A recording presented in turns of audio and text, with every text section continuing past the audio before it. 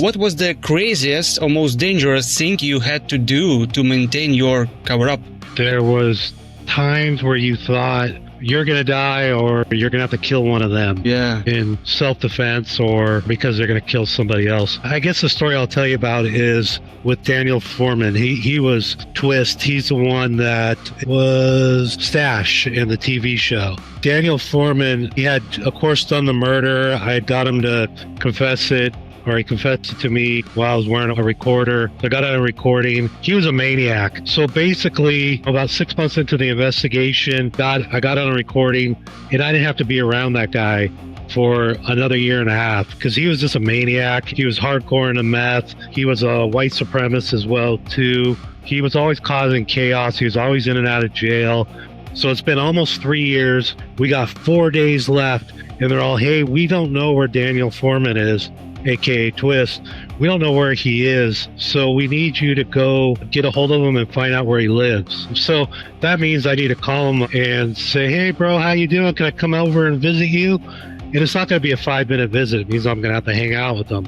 And just to jump back, when I first started doing this investigation, this Vagos investigation, the ATF told me the most important thing you can do is don't be there when they kill somebody, because we'll probably end up charging you too. And so that was something I always had to be wary of. If they're going to kill somebody, I have to try to stop them, or I have to get out of there. Basically, I'd have to end the investigation if they're doing it, because I'd have to run out and call 911 or do something to protect that person if they're going to kill them. Even if I'm just in a room, they pull somebody in there and they're going to kill them, I can't just watch it happen. I have to get involved in some way. Otherwise, that could get me on a murder rap as well, too. And plus, you don't want to see someone be murdered, of course. And so I find out where Daniel is. I call him up. How you doing, brother? Hey, I want to come over and visit you. Da-da-da. He said, yeah, come on over. And so I go over to his apartment. I don't have a wire on me, so there's no backup team or anything like that. 98% of the time, I never had a backup team, unless I was doing a drug buy or a gun buy.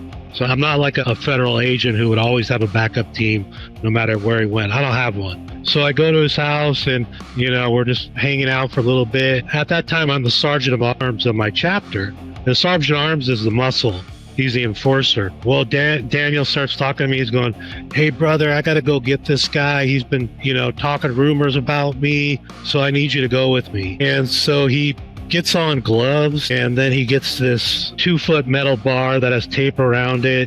So I'm like, shit, he's gonna go beat this guy to death. And so I say, okay, brother, I'll go with you, but I need to take my own car so I can leave right after that. And the reason I decided to do that is so I can call Cause, my ATF handler, call him and say, hey, look, he's going there, pull us over or something like that. So we're over there, and I'm following Daniel over there, and I'm calling Cause, and for the first time ever, he doesn't answer. And it was because he was in court, so you can't have your phone on you in court. And so I just leave a message. I go, look, Daniel's going over to this guy's house.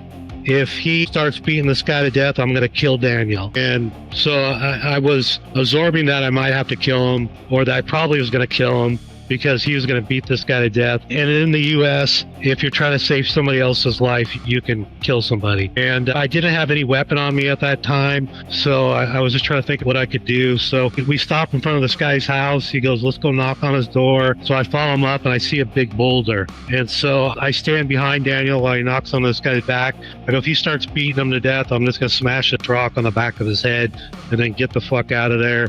I head to a hotel and then have the ATF come and pick me up. So he knocks on the door. He's holding that pipe in his hand behind him. The guy comes to the door and he goes, hey, motherfucker, you're talking shit about me, da-da-da-da-da. And the guy just completely collapsed like a 4-year-old girl. He started begging for his life, which was perfect. I mean, it was perfect for me, though, because, I'm hoping he's going to spare the guy, because this guy's, crying like a baby.